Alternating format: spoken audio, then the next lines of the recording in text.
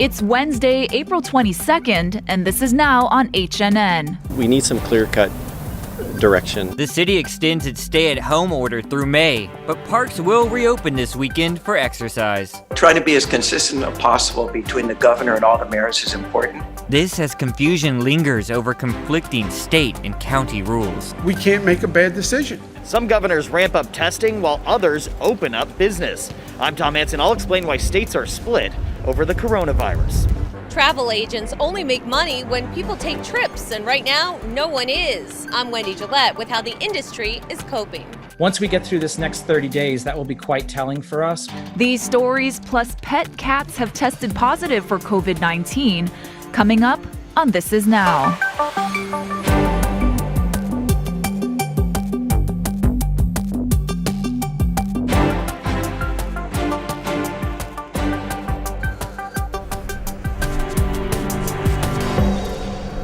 Good afternoon, everyone. Thanks for joining us. I'm Jonathan, your director producer, alongside Ashley. We want to get you caught up on the very latest regarding the numbers from the Department of Health. Officials, Sorry, Jonathan. Yeah, Health they just officials released are reporting 6 new COVID-19 cases today, bringing the statewide total to 592.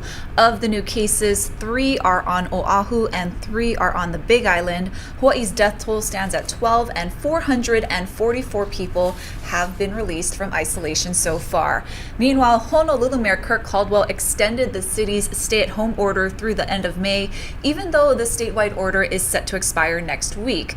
And that has many people asking, who's in charge? As the governor says one thing, but the mayors say another. Chelsea Davis tries to clear up some of that confusion. It can be hard to keep up. Perhaps one of the most confusing orders, what's allowed on the beach. The rules are changing once again on Oahu. With the island-wide stay-at-home order extended, city parks will reopen Saturday morning at 5 a.m. for exercise. For many residents, it's hard to keep up.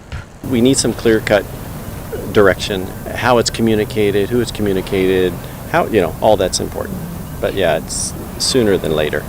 Even the mayors still seem confused. We are still unclear on the rules for the beaches.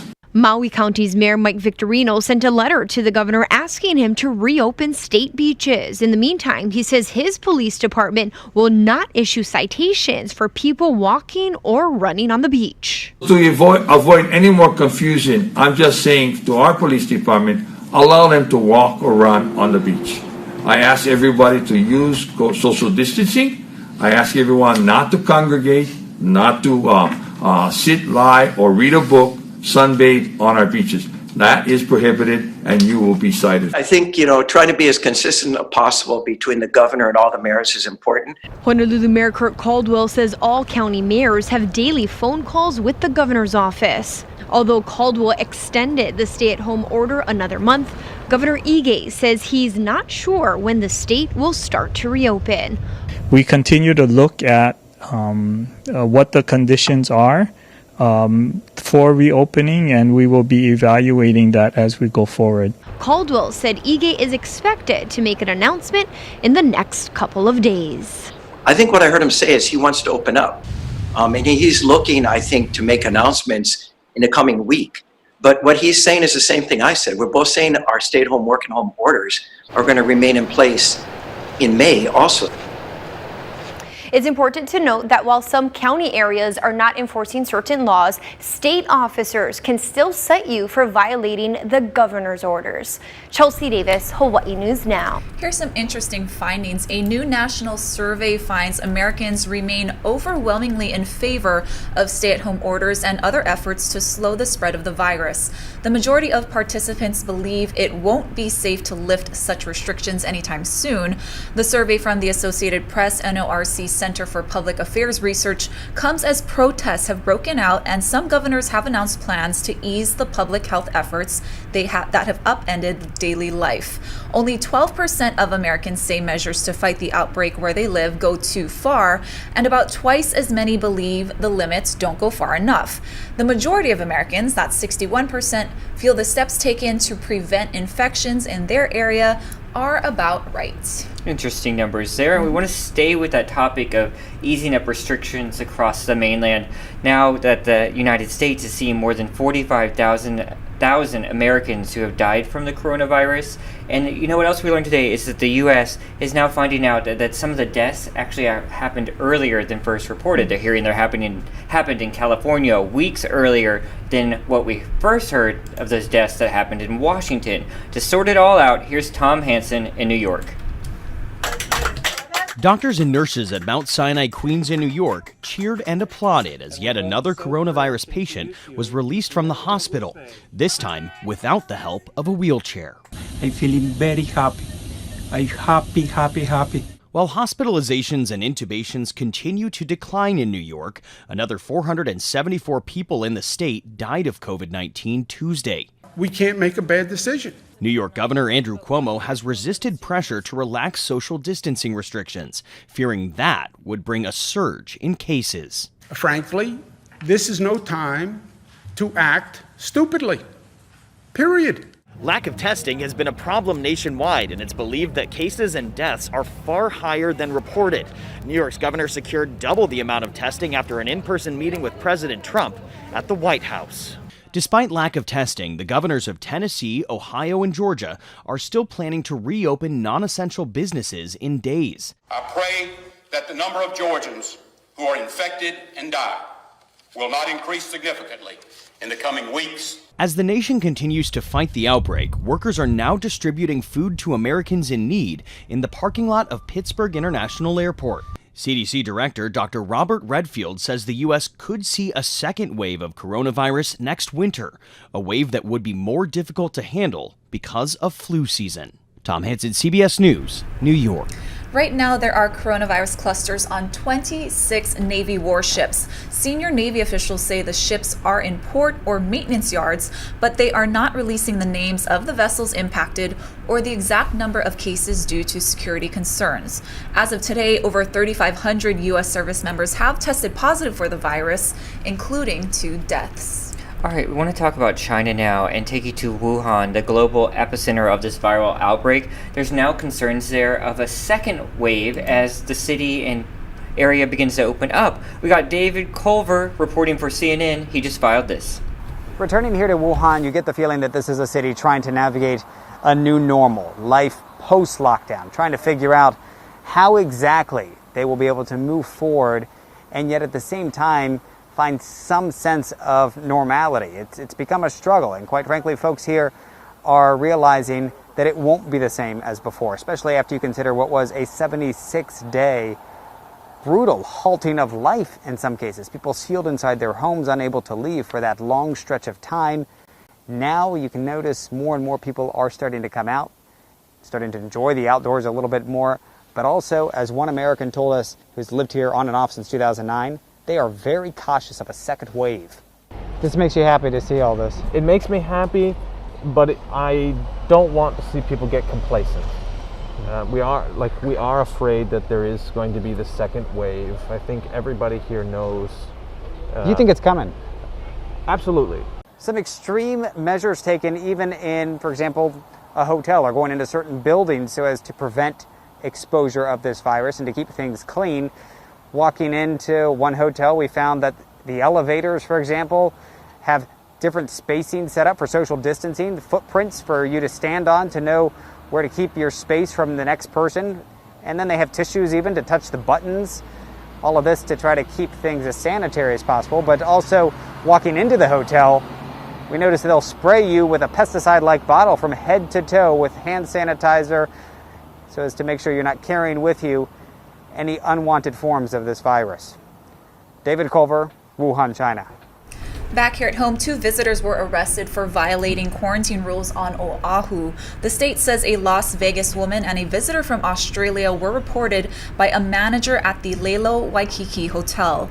Investigators found that the pair left their room every day since arriving last week. They were arrested and taken to the airport for return flights. Another pair of visitors from California were arrested at A'ala Park yesterday morning and released on $250 bail. Honolulu police say Ricky and Joyce Walker arrived on Oahu about a week ago. They were sent back to California. All right, now to a very heartbreaking story that we posted on our social media platforms. The family and friends of one of the weekend victims of the coronavirus. He passed away. It's a mainland visitor, passed away on Maui over the weekend. Mahealani Richard spoke to those who knew him. They say he was a world traveler and a well-known filmmaker. Aloha, everybody. This is Bobby. I am in Maui doing my share of quarantine, and I hope that everybody is doing the same thing. Those were Bobby Pin's last words on his Instagram. Dan Greening, his partner of 10 years, says they traveled from Vail, Colorado to Kihei Maui to get away from the pandemic on March 16th and were in voluntary quarantine when Pin sent his last public message. It's not a good idea to go out in crowds right now, and so this is a chance to regroup, refocus, and relax. A few days later, Pin got headaches and a fever. On March 28th, he went to Maui Memorial Medical Center, and Greening says experimental treatments were used. But if they had been given a little earlier, it's possible that Bobby would have had a higher chance of survival. On Sunday, Bobby Pin lost his battle against COVID-19. His partner and loved ones could only talk to him and say goodbye through an iPad. And I will miss that guy so much. I've had so many experiences with him. His sister says the family escaped from Cambodia when they were children.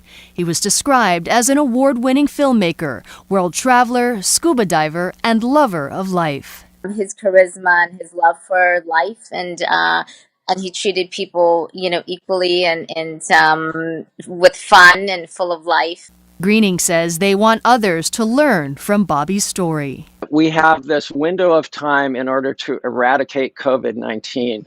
And the best way to do that is with strict restrictions on travel, as well restrictions on our interactions with each other. And I'll see you guys sometime soon. Bye. Meanwhile, the state is launching the new unemployment intake hub at the Hawaii Convention Center today now that training for the 100-plus volunteers is complete. The site will be open from 9 to 5 to help field calls from those having trouble getting their jobless claims through. Just a reminder, the hub is not set up to take in-person appointments.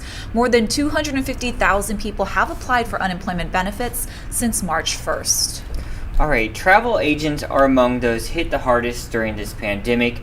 They get paid when clients travel. Obviously, that's not happening right now. Wendy Gillette filed this report on the future of the travel industry. This is Jennifer Wilson Buttigieg playing a traditional game in Kenya. Whoa! And exploring Mount Kilimanjaro. Her love of travel came easy. She's the co-president and co-owner of the family business, Valerie Wilson Travel in New York. The office is now empty. How has all of this affected you? Honestly, it's been devastating. Our business basically stopped. We are refunding more than we're selling.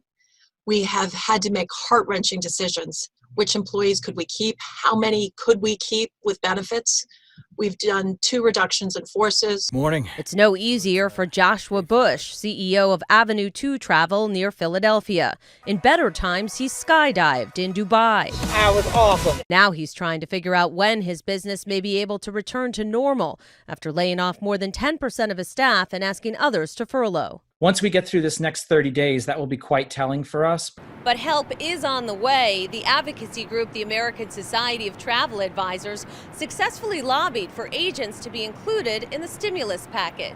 Being included in this way means our members have multiple options to get financial relief, and that's a huge deal because this is a serious crisis situation right now. Travel advisors are eligible for relief under the $25 billion Congress set aside for the airline industry. They can also apply for small business loans. The travel industry is the first to feel, but then it's also the first to heal. Travel will definitely forever be changed. It'll be sort of pre-COVID, post-COVID. There are almost 150,000 travel advisors like Buttigieg and Bush nationwide. Both are hopeful they can soon get back to work and traveling. Here I am. Wendy Gillette, CBS News, New York. All right, I'm excited about this tonight. I don't know if you've heard about it, but there'll be these beams of light shooting up into the sky, and that's to pay honor to our essential workers, first responders, and healthcare workers. Hawaii Stage and Lighting Rentals are setting this up. It's going to happen at 8 p.m., there will be 50 lights shining into the sky to represent the 50th state. Very cool. I'm excited to see that. I've really enjoyed seeing the pictures we've been getting in of the hotels in Waikiki with the the rooms lit up? with the aloha written on it and the heart shapes. It's a really cool sign of support there. So don't panic if you see those in the sky tonight. That's all they are. It's a tribute to our first responders. Very cool. A visitor from the United Kingdom is happy to be alive after a life-threatening battle with COVID-19. Jim Mendoza checks in with him in our Checking In segment today. It's memorable, but in a way, I'd like to forget it, but I can't. On March 24th, visitor Paul Greenslade was rushed by ambulance to the Straub Medical Center. The resident of the United Kingdom tested positive for COVID-19. They said, you were very low on oxygen, dangerously low.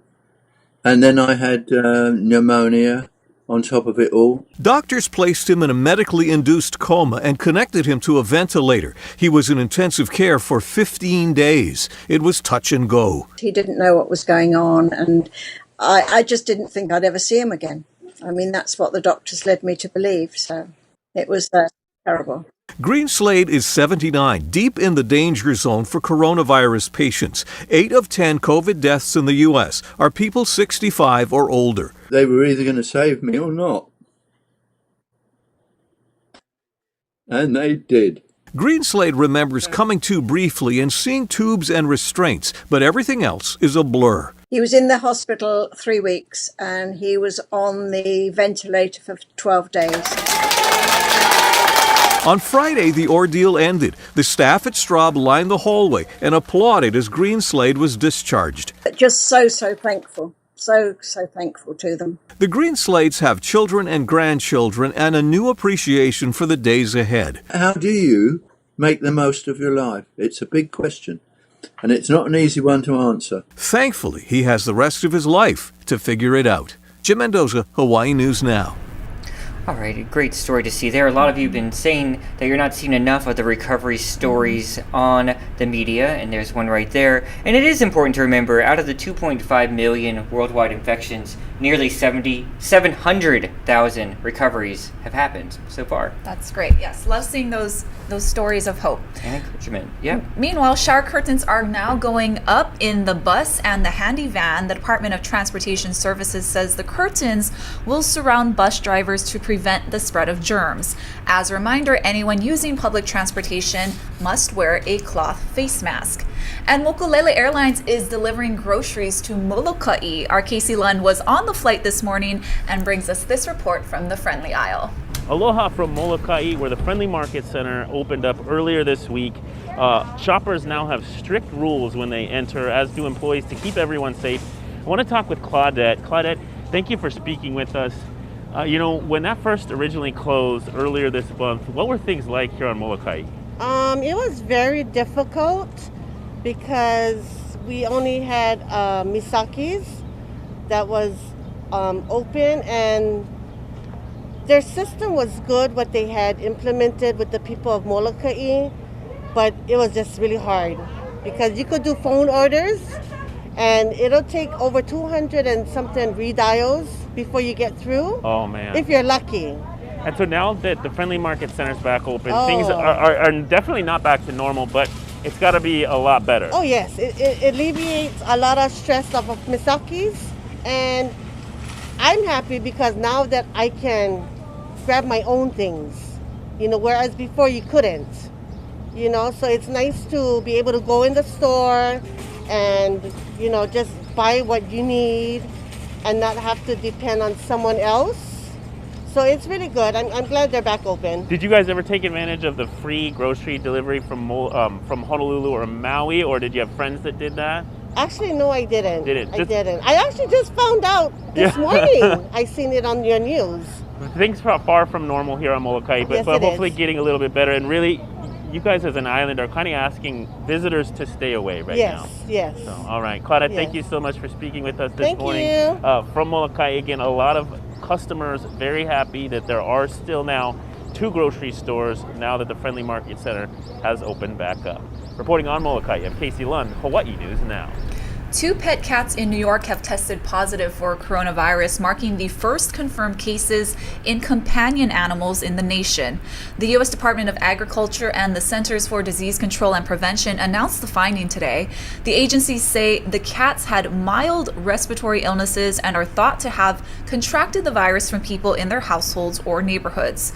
Officials say that while it appears some animals can get the virus from people, there's no indication the animals are transmitting it to human beings. The cats are expected to recover. Oh, that's the first. Haven't seen any pet mask out there yet. All right, we want to talk about a mission that's coming to an end for a Navy hospital ship, and a big thank you for people in New York. We got the wrap up of today's headlines, and here it is. New Yorkers paused Wednesday morning to show their overwhelming appreciation for out-of-town healthcare workers who have risked everything to help out a city in need. Some are heading home after 3 weeks, while others are still on the front lines. I've just been overwhelmed by the New Yorkers' response to us coming here. It's been a great experience, even though it was a time of crisis. With COVID-19 cases declining in New York, officials say the USNS Comfort will be departing soon. Nearly 200 patients were treated on the hospital ship since it arrived in Manhattan in late March. And a new survey finds the coronavirus is taking a heavy financial toll on doctors in the U.S. More than 20% have taken a pay cut or been furloughed. Specialists like orthopedic surgeons are among the hardest hit because many elective surgeries have been postponed. Danya Backus, CBS News, Los Angeles. Not surprising, Netflix is seeing a huge increase in new members. It added nearly 16 million subscribers worldwide in the first 3 months of the year. That's more than double the projected growth. Now, millions began signing up as the stay-at-home orders were announced, but many were also drawn by Netflix's original programming. Can you guess it, Jonathan? Tiger King! Yep, Tiger King, which has been seen by 64 million subscribers. In total, Netflix has nearly 183 million subscribers. Have you seen Tiger King? I have. All right, did you watch the update? I did. Yeah, it was okay. I love Joe McHale. Yeah, of course you want to hear from Joe, who's in prison, and Carol, who's obviously not talking. You don't get to hear from that. Yes. But yeah, it was a pretty good update. I can't wait to see what's next in the saga. I know. All right, more entertainment news from here at home. If you're missing that movie theater experience as you binge watch flicks, you're in luck. Consolidated Theaters is announcing that it's teaming up with Uber Eats to deliver movie theater right to your door. Now you can order fresh popcorn, candy, and much more for those movie nights. And there's even some special Hawaii favorites like Hurricane Popcorn Mix and Loco Mocos. Very cool. Can I get a whole super gulp size of popcorn butter? Oh yeah, I'm sure. Yes, please, a little extra maybe. All right, do you know today is actually a holiday? Earth Day. Oh yes. Not an official holiday, but one many people celebrate around the world. But it sort of gets overshadowed considering what we're going through. And it's going to be a very different Earth Day considering everything that's happening with the pandemic. We got Jamie Yuccas, who's going to show us how Earth Day is different this year. This is the new normal for runners in the time of coronavirus. What isn't normal, especially here in Los Angeles, is this: blue skies and clean air. Once the shelter in place went in California, what did you see? We saw that LA had some of the cleanest air quality in the world. Have you ever seen it this clear up here before? No. Glory Dolphin-Hammes is CEO of IQ Air, a tech company that tracks global air quality. 2 weeks ago, her sensors showed something almost unimaginable. LA had the cleanest air of any major city on Earth. About a year ago, Los Angeles was ranked the worst air quality in the entire country. And now we're seeing some of the best air quality, not just in the country, but in the world. Wide open. By some estimates, the pandemic lockdown has taken about 80% of passenger cars off local roads. IQ Air's data shows a resulting 31% reduction in air pollution compared to the same time frame last year. And it's not just Los Angeles. From a shockingly smog-free New Delhi in India to unusually clear waters in the canals of Venice, the world is suddenly learning what can happen if humans stop polluting the environment. But if things go back to normal a week from now, that that'll be a distant memory. The air will be just like it would have been. Stanford environmental scientist Rob Jackson says there's historic precedent for that. Global greenhouse gas emissions dropped about 1.5% during the 2008 economic crisis. But within 2 years, they bounced back and kept growing. He fears the same thing could happen again. What if, when the economy's hurting, we no longer care or care to safeguard the environment? The Senate will come to order. Although there are signs that's already happening in Washington, Jackson is optimistic about the number of people and companies learning how to telecommute. If we drive less, it will save time and make things healthier. It doesn't have to be shelter in home or clean air. It can be clean air every day. In the meantime, while some crucial climate field science in places like Greenland is being disrupted, the unprecedented shutdown of major cities is also proving to be a boon for other science as well. It has allowed us to really look at certain scenarios. Gabby Pfister is a climate scientist now studying our environment in conditions no one ever thought would occur. Assume all passenger cars are taken off the roads. What would happen to our climate and our air quality? I mean, this is typically something we can only test in our numerical models, but then we don't have observations. Well, now we do. Armed with this new data, scientists hope when we do return to our pre-pandemic lifestyles, we'll do so with lessons learned during the crisis. It has shown us that there are ways that we can make a significant change in the human footprint on our atmosphere and our nature. Jamie Yukas, Los Angeles.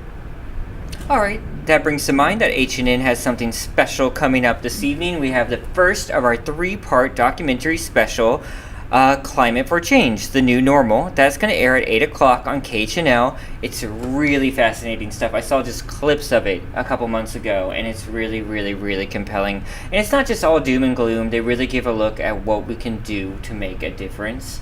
Because obviously the stay-at-home order is not going to last forever, so we're still going to have to work on the climate. It's a good thing to watch on Earth Day. Definitely an opportunity here, as we get back to normal, to make changes that can improve. Yeah, and you can see what the difference you can make just from Jamie's story there. That was just, that's 2 months of staying at home.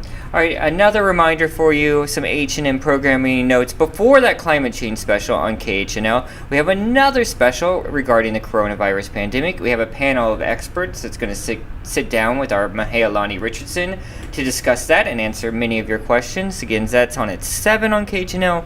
Followed by the 8 o'clock climate change special. We're still waiting for a number of updates here for this afternoon, so just stay tuned to your H&N newsletter you can sign up for, and then get the very latest coming up at 5 o'clock on KGMB and KHNL. You guys stay safe out there today. We'll be back here tomorrow. Bye.